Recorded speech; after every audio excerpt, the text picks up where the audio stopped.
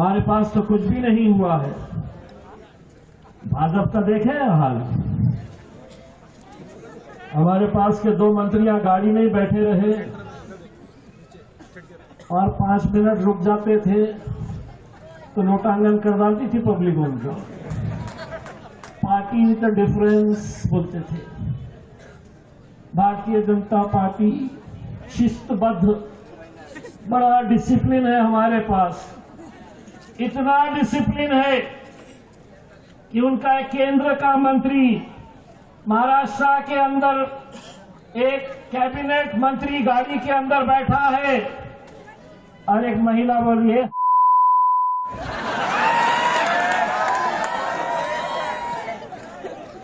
इतना डिसिप्लिन।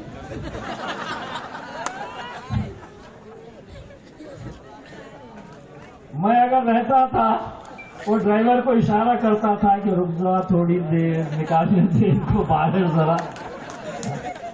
ये बड़े कहते थे ना कि हम मोदी जी के बाद हमारी पार्टी के अंदर बड़ा डिसिप्लिन। औरत मार रही, अब मैं झुक करके देखा होगा कौन बैठे, तो हमारे वहां के एक साहब बैठे हुए थे। मंत्री है, सर पे बाल नहीं है।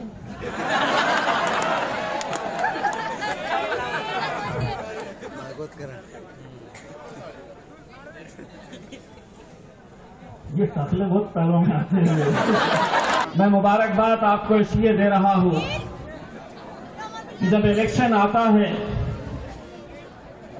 तो बहुत सारे लोग मजलिस के ऊपर ये तोहमत लगाते हैं, हम पर ये इल्जाम होता है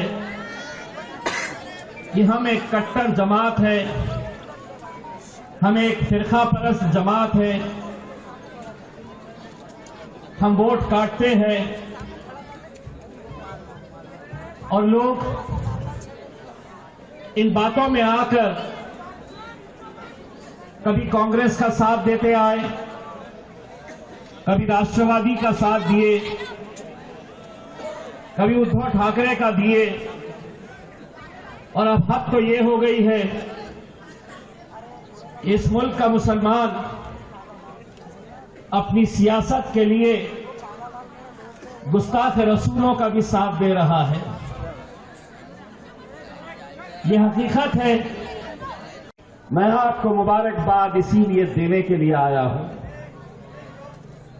जिन लाइनों में खड़े रहकर आपने आंख बंद करके जिसको वोट डाला था वो एक संघी निकला।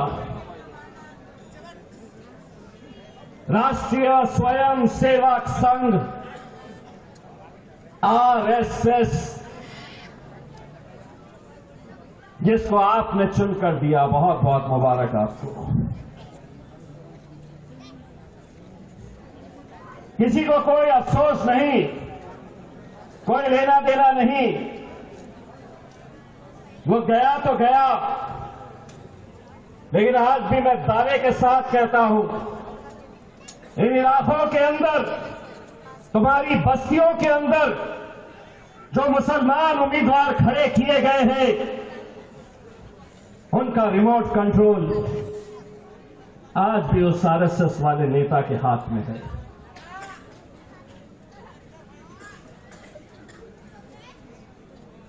सारी चाबी वो दे रहा है। भाजपा वाले तो चाहते हैं कि ये कौम को हम कैसे बांट सकते हैं। हर कोई इस कौम को निशाना बनाए हुए है। कभी हमारी मस्जिदों को टारगेट किया जा रहा, कभी दरगाहों को साफ कर दिया जा रहा है।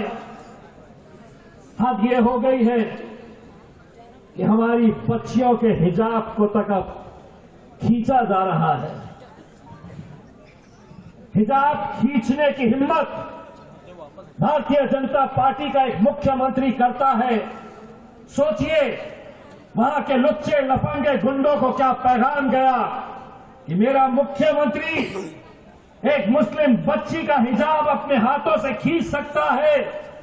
तो मैं भी सड़क चलती हुई किसी बच्ची का दुपट्टा खींच सकता हूं, उसका हिजाब खींच सकता हूं। और सिर्फ यहां पे बात नहीं रुकी। उत्तर प्रदेश का एक मंत्री इस घटना के ऊपर बयान देता है, इतना बवाल क्यों मचा रहे हो? हिजाब खींचा है तो इतना बवाल क्यों हो रहा है? अगर हाथ इधर उधर चले जाता था तो तुम क्या करते थे?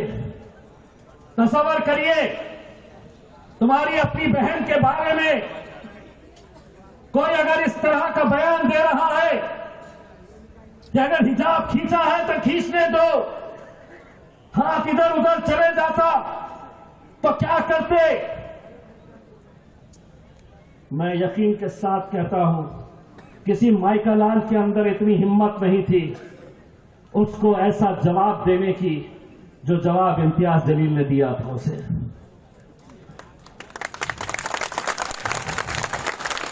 उसने जब कहा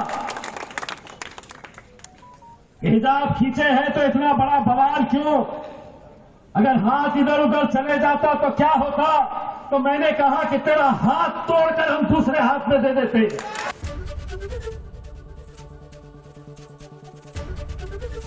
एबीपी गंगा, खबर आपकी, जुबान आपकी।